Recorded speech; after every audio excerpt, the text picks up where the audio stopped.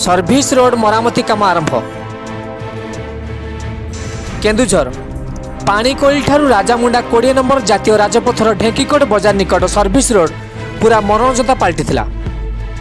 एने भंजदूत न्यूज रे प्रकाश पाया परे विभागीय कर्तृपक्ष तत्परता प्रकाश करने सहित रास्ता काम आरंभ करछंती।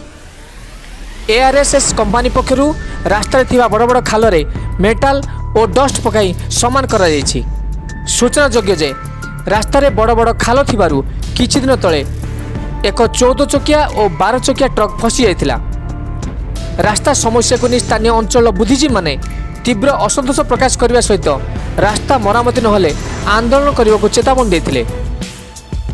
मरामती हेया परे यातायात करिबारे स्वाभाविक होइछि। घटना ब्लॉक रु निगम प्रशासन को रिपोर्ट भंजदूत न्यूज सर्विस।